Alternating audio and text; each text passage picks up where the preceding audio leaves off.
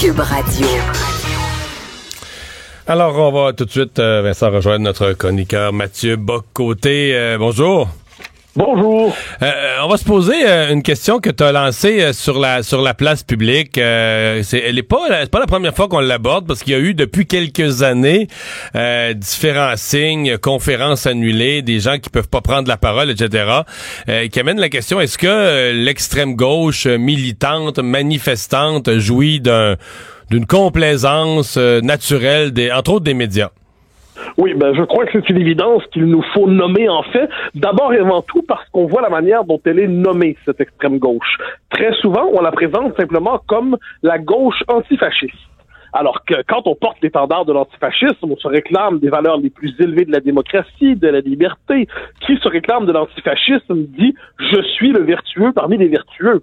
Or, quand on regarde le comportement de cette extrême gauche-là dans les universités, mais dans la rue aussi, et dans bien d'autres circonstances, ce qu'on constate, c'est qu'on est dans les faits devant une extrême gauche, antidémocratique, antilibérale, portée sur la violence bien souvent, portée sur la censure de l'adversaire, et qui dispose d'une forme de complaisance médiatique, alors qu'inversement, quiconque est marqué à droite, et plus encore à l'extrême droite, on le comprend, est présenté comme un danger pour la démocratie. Donc, c'est comme si l'extrême gauche était pardonnable, et l'inverse, eh bien là, il fallait faire semblant que Hitler était chaque fois à la veille de reprendre le pouvoir. Ouais, mais j'aime le mot danger que tu emploies parce que c'est vrai que les médias se sentent vite un devoir de parler des dangers de l'extrême droite, là, ne fût-ce qu'un groupuscule qui sont 77 sur un compte Facebook, on sait pas trop.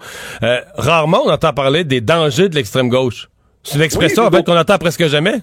Oui, puis d'autant qu'il suffit d'avoir un peu de culture historique pour savoir qu'au 20e siècle, extrême gauche et extrême droite ont été capables d'immenses ravages d'un côté comme de l'autre, que ce soit le communisme, que ce soit les différentes expressions en fait du communisme, eh bien en Chine, en Russie, au Cambodge. On compte les morts par millions, là.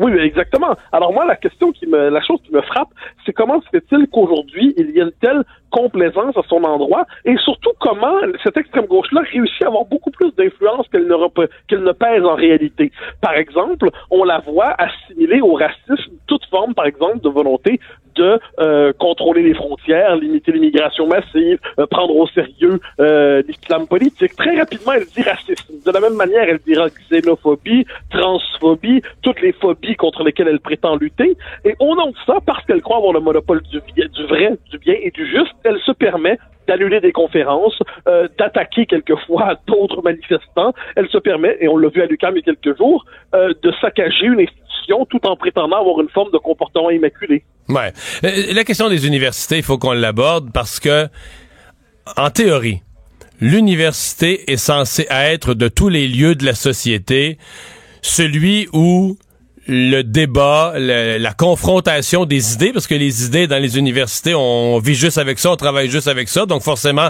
on n'a pas tous les mêmes, on les confronte. Et elle est censée, l'université, être le lieu ultime de la présentation, de la confrontation des idées.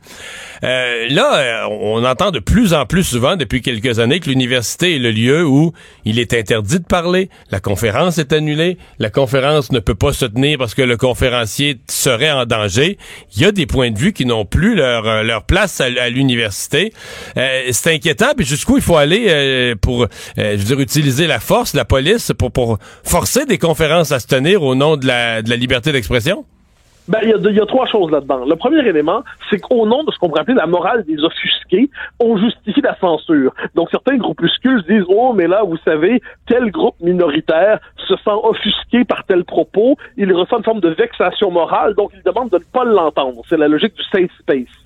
Deuxième élément, il y a très peu, quelquefois il faut pas beaucoup de militants pour être capable de faire annuler un événement. C'est-à-dire ces groupuscules-là se distinguent par leur fanatisme, leur violence idéologique, quelquefois leur violence, et ils prétendent parler au nom de nombreuses catégories de la société, et dans les faits, ils pratiquent une forme de terrorisme idéologique. Et le troisième élément, c'est qu'il faut quelquefois parler de la lâcheté des administrations qui laissent se développer dans leurs murs ces groupuscules-là et qui ont donc un pouvoir immense. Mais peut-être un dernier élément qu'il faut mentionner, c'est qu'au-delà de la part folklorique de l'extrême gauche, l'extrême gauche en cagoule qui décide de jouer du bâton, eh bien, il y a aussi une bonne partie, faut le dire, des intellectuels qui témoignent d'une complaisance indéniable envers ça, qui ne vont pas jusqu'à la violence, mais qui toujours la comprennent et qui justifient par des structures de pensée quelquefois des comportements liberticides.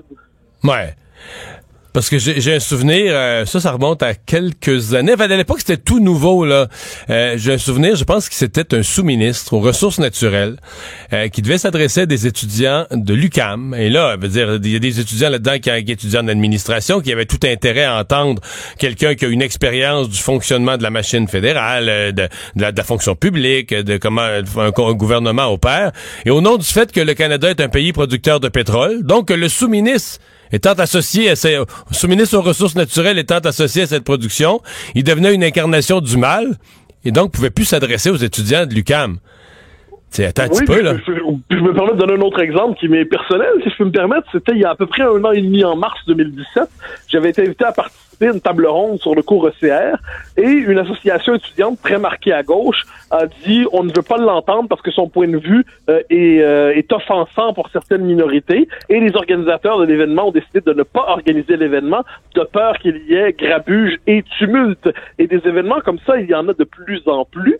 Et imaginez tout simplement... Puis là, le danger, appelons les choses par leur nom. Le danger, c'est qu'il y en aura de moins en moins d'annulés parce que sachant qu'on ne sera pas capable de le tenir, on n'osera même plus débattre des questions délicates, là. Là, c'est l'étape d'après, là. On l'annulera plus parce qu'on l'organisera plus.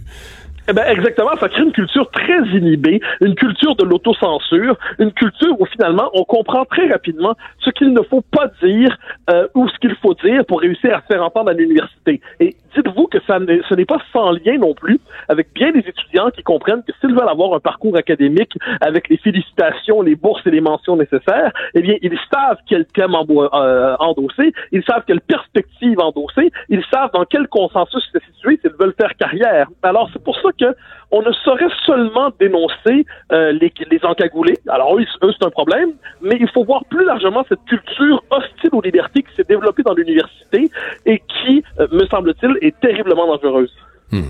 Mathieu, merci beaucoup d'avoir été là. Au grand plaisir, au revoir. Au revoir.